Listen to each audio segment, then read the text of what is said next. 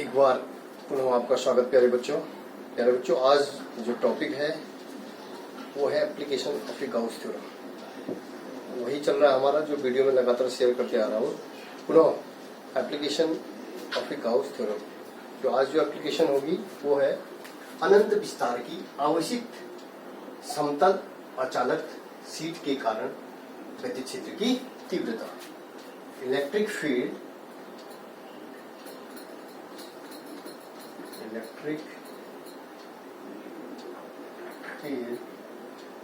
due to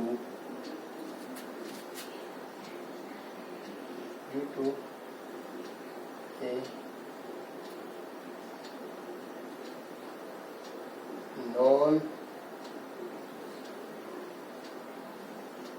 non-conducting charge sheet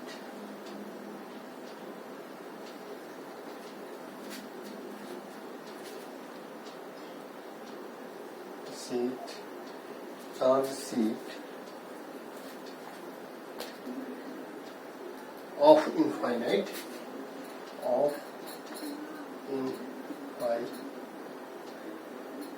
infinite extent.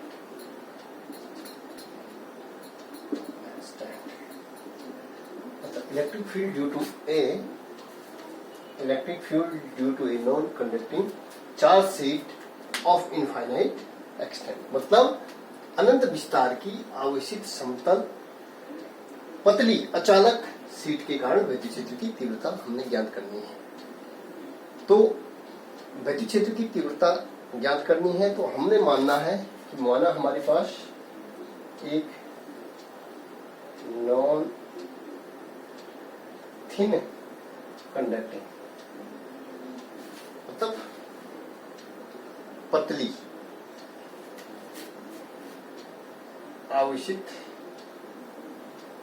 Non conducting अचालक कोई चद्दर है। अनंत विस्तार की आवेशित समतल पतली अचालक सीट एक नॉन कंडक्टिंग पतली सीट है जो समान रूप से आवेशित है। इसमें जो है आवेश समान रूप से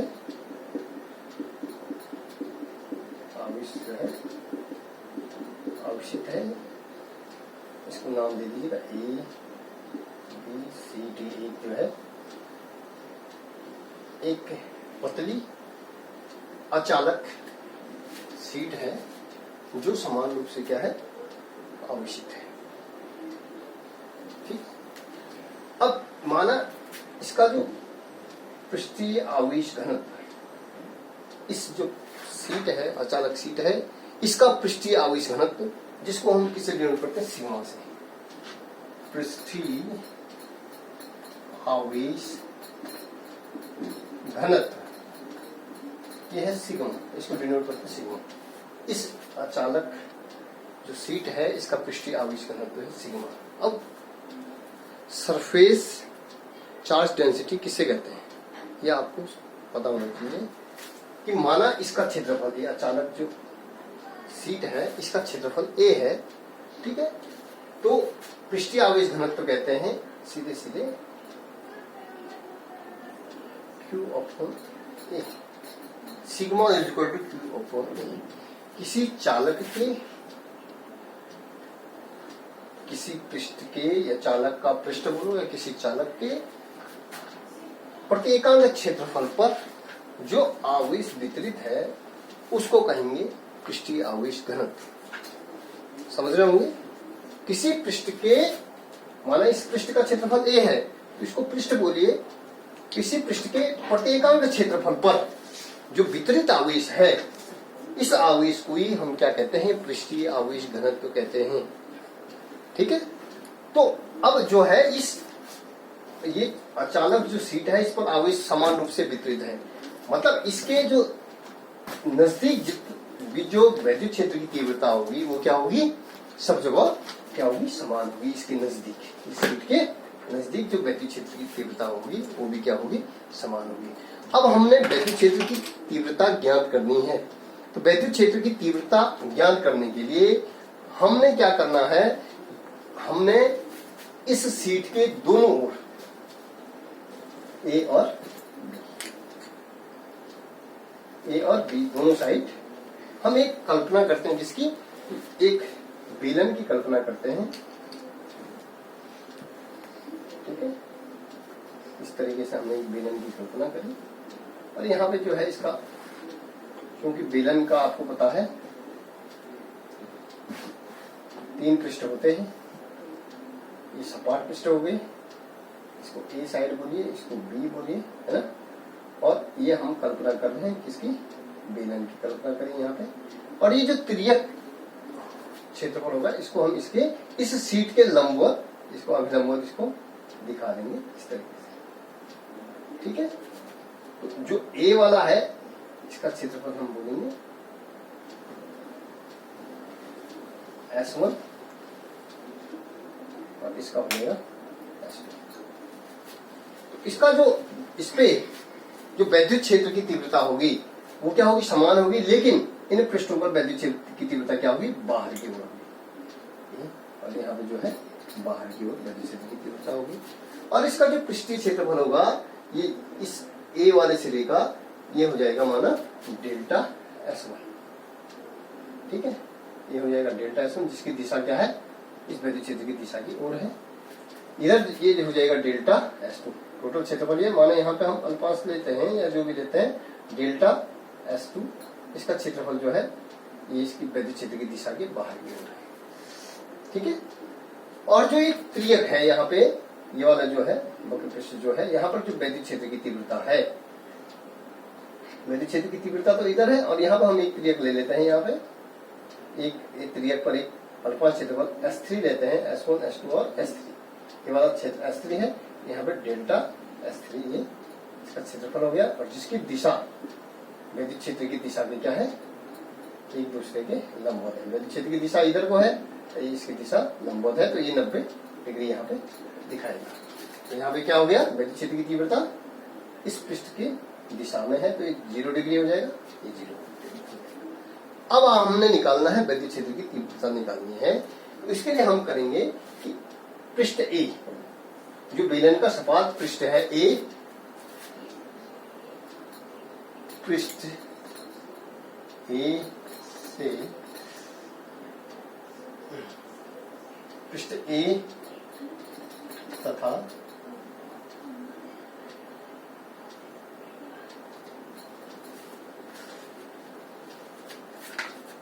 पृष्ठ ए में जो वैद्युत क्षेत्र की तीव्रता है E तथा डेल्टा S1 के मध्य कोण 0 डिग्री।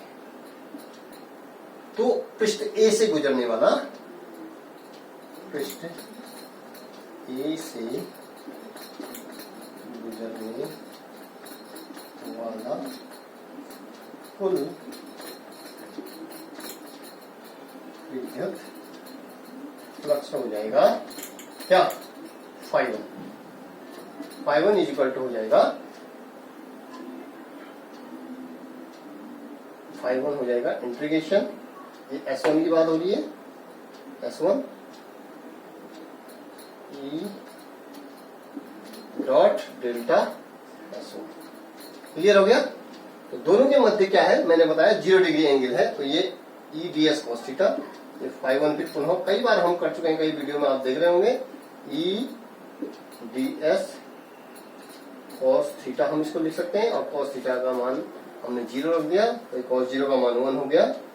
तो ये हो जाएगा इंटीग्रेशन S1, इसकी क्षेत्रफल भी ले रहा हूं, तो ये जो है डेल्टा S1 ही है। ठीक है, तो cos 0 का मान 1, तो cos 0 रख देंगे, cos 0 का मान 1, तो E बाहर ले लेंगे डेल्टा S1। अब चूंकि हमने क्षेत्रफल क्या मानना है, यहाँ पर क्षेत्रफल इसका A ले लीजिएगा आप, इसका जो है क्षेत्रफल क्या ले लेंगे, A ले लेते हैं। तो Φ1 इज इक्वल टू हो जाएगा E, और ये हो जाएगा इसका कुल क्षेत्रफल, इस पृष्ठ का कुल क्षेत्रफल क्या हो जाएगा E। ठीक है, ठीक उसी प्रकार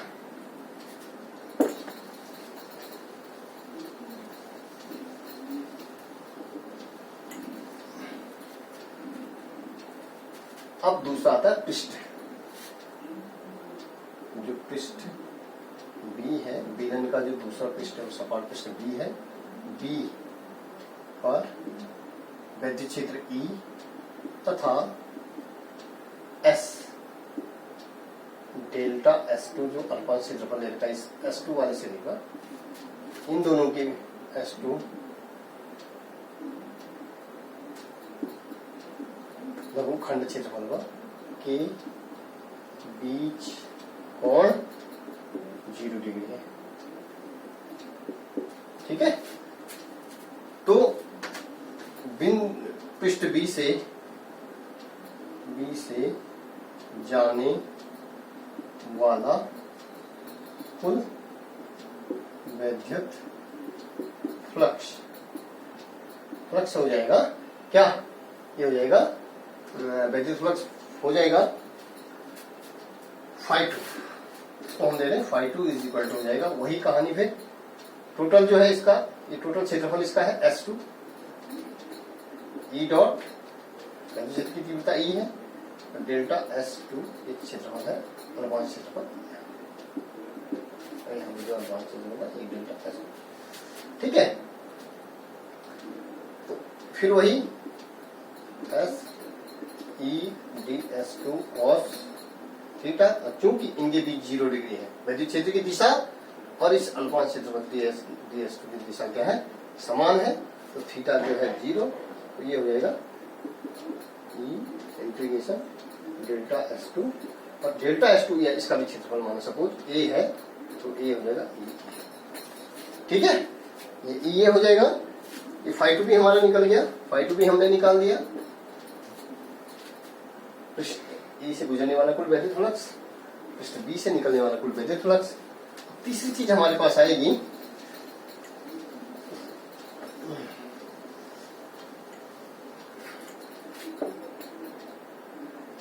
त्रियक, जो ये वक्र पृष्ठ है इससे गुजरने वाला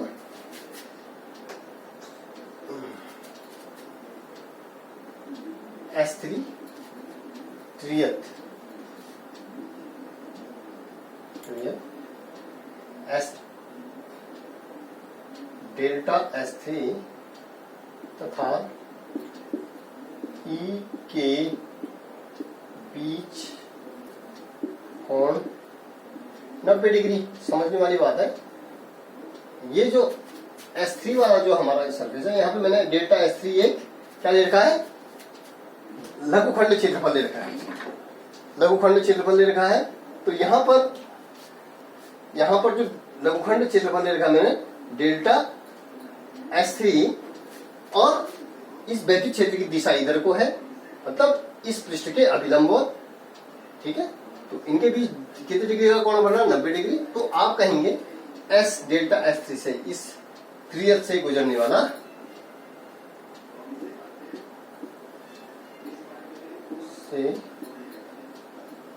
त्रियक या वक्र पृष्ठ से गुजरने वाला से जाने वाला कुल वैद्युत फ्लक्स। ठीक है, कुल वैद्युत फ्लक्स हो जाएगा φ3, इसको φ3 ले लेंगे, φ3 बराबर हो जाएगा फिर वही चीज टोटल S3 हो जाएगा। ये हमने यहाँ पे ले रखा है ई वैद्युत क्षेत्र की तीव्रता ई डॉट डी S3, इसको फिर वही चीज हम लिखेंगे S3 E dot D S3, ये हो जाएगा E D S3 cos theta, चूंकि थीटा क्या हो गया? 90 डिग्री। S3 ई डेल्टा S3 cos 90 डिग्री। ठीक है, cos 90 का मान 0, तो ये हो गया आपका 0, φ3 हमारा निकल गया, φ3 हमारा निकल गया 0। मतलब यहां भी निकाल दिया हमने, बेलन का इस वाले पृष्ठ पे निकाल दिया, ए बी पे निकाल दिया, त्रियक में वक्र पृष्ठ पे भी हमने निकाल दिया, तीसरे पृष्ठ पे। तीसरे पृष्ठ पे हमारा वैद्युत फ्लक्स आ गया, इस पृष्ठ से गुजरने वाला कुल वैद्युत फ्लक्स 0। क्यों आया? क्योंकि इसकी दिशा और वैद्युत क्षेत्र की दिशा एक दूसरे के लंबवत है, तो ये 90 डिग्री एंगल है, तो ये cos 90 का मान 0। ठीक है, अब हम निकालेंगे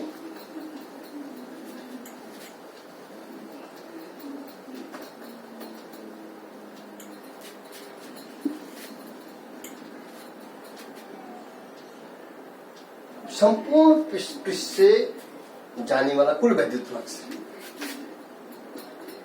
संपूर्ण पृष्ठ से जाने वाला कुल वैद्युत फ्लक्स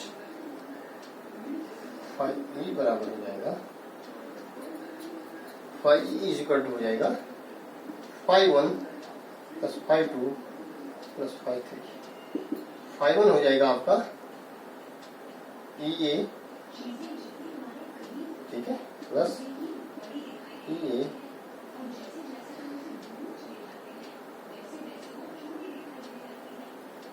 ये हो जाएगा 0, ठीक है।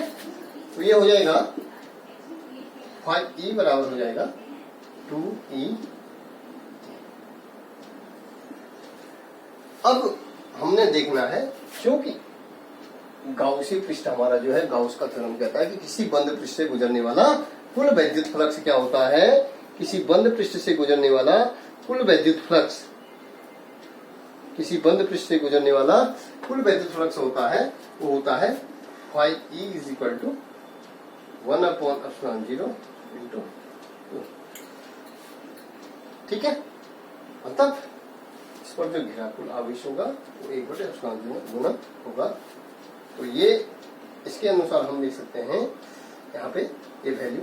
एक तो हमने इस बंद पृष्ठ से गुजरने वाला कुल वैद्युत फ्लक्स निकाला, ठीक, और एक हमारा गाउसी जो थ्योरम कहता है वो कहता है phi is equal to 1/0 into Q. अब दोनों वैद्युत फ्लक्स हमारे क्या हो गए, बराबर हो गए, तो इनको जो है बराबर कर लीजिएगा। तो ये हो जाएगा Q/0 बराबर 2E। अब हमने अभी बताया था कि जो माना ये जो अचानक सीट है इसका पृष्ठीय आवेश घनत्व क्या है, Q है, मतलब सॉरी सिग्मा है। तो सिग्मा मतलब पृष्ठीय आवेश घनत्व किसका, इस पृष्ठ का। एक डेफिनेशन मैंने बताई थी Q/A, पृष्ठ के प्रति एकांक क्षेत्रफल में वितरित आवेश को, पृष्ठ के प्रति एकांक क्षेत्रफल पर जो आवेश है, आवेश की मात्रा को हम क्या कहेंगे, पृष्ठीय आवेश घनत्व कहते हैं। तो हम इसको लिख सकते हैं सिग्मा ए बराबर क्यू, हम इसको लिख सकते हैं सिग्मा ए बराबर क्यू। क्यू की जगह पे हम क्या लिख सकते हैं, सिग्मा ए बराबर आपका हो जाएगा, मैं सिग्मा ए क्यू की जगह पे लिख दिया, एप्सिलॉन 0 2E ए, ठीक है। इसलिए E बराबर वैद्युत क्षेत्र की तीव्रता निकालनी हमने ए, क्योंकि क्षेत्रफल हम ले रहे हैं ए ले रहे हैं। अभी मैंने यहाँ पे स्मॉल ए लिया है, यदि हम इसको कैपिटल भी ले सकते हैं। अभी मैंने क्या लिया है, यहाँ भी स्मॉल ए लिया क्षेत्रफल, यहाँ भी स्मॉल ए लिया। तो माना सपोज हम इसको स्मॉल ए, यहाँ भी मैं स्मॉल ए दिखा देता हूँ, ठीक है। ए से बीच में बराबर है, ये आपका राइट हैंड साइड हो गया, लेफ्ट हैंड साइड। ए से क्या हो गया, सीधे सीधे आप काट दीजिए, ठीक है। ए इज इक्वल टू हो जाएगा सिग्मा बटे 2 नीचे आ जाएगा 2/0। तो अनंत विस्तार की आवेशित समतल पतली अचानक सीट के कारण वैद्युत क्षेत्र की तीव्रता होगी E बराबर सिग्मा बटे 2/0। क्योंकि सीट कैसी है, अचानक है, और इसके नजदीक वैद्युत क्षेत्र की तीव्रता मैंने बताया ये क्या होगा, हर जगह क्या होगी, समान होगी, और उसकी दिशा क्या होगी, इन पृष्ठों के अभिलंबवत होगी, मतलब बाहर की ओर होगी, बाहर होगी। जब क्या होगा, हमारे पास कंडीशन देख लीजिएगा, जब सीट क्या होगी, धनावेशित होगी, तो वैद्युत क्षेत्र की तीव्रता इन पृष्ठों से अभिलंबवत बाहर की ओर होगी। यदि कंडीशन देख लीजिएगा, यदि हमारी सीट क्या होगी, ऋणावेशित है, या अचानक सीट जो है हमारी ऋणावेशित होती है, तो वैद्युत क्षेत्र की तीव्रता जो है उसकी दिशा क्या होगी, इन पृष्ठों के अभिलंबवत अंदर की ओर होगी, ना कि बाहर की ओर होगी। ये मैं आपको बता रहा हूं कि इस तरीके की घटना होगी। यदि मैंने क्या कहा, ये सीट जो है हमारी क्या होगी, यदि धनावेशित है, तो वैद्युत क्षेत्र की दिशा मैंने दिखाया, जो हमने इसमें पृष्ठ लिया, कि हमने क्या दिखाया, हमने दिखाया कि ये जो है इस सीट के दोनों ओर वैद्युत क्षेत्र की तीव्रता क्या है, समान है, समान होगी।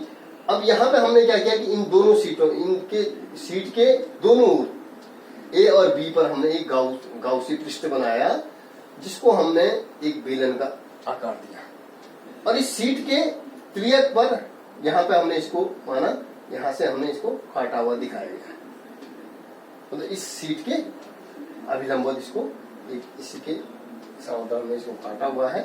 तो यहाँ पे जो है, यहाँ पे जो वैद्युत क्षेत्र की तीव्रता हमने निकाली, इनमें हमने दोनों पृष्ठों की इधर निकाली और त्रियक पे निकाली, वो कुल वैद्युत फ्लक्स हमारा फाई जो निकला था, और जो टोटल हमारा जो गाउसी पृष्ठ कहता है उसके अनुसार हमने इसका जो है कुल वैद्युत क्षेत्र की तीव्रता इसके निकट कहीं में भी जो है हम वैद्युत क्षेत्र की तीव्रता इतनी होगी, E इक्वल टू सिग्मा बटे 2, E equal to sigma upon 2 epsilon 0।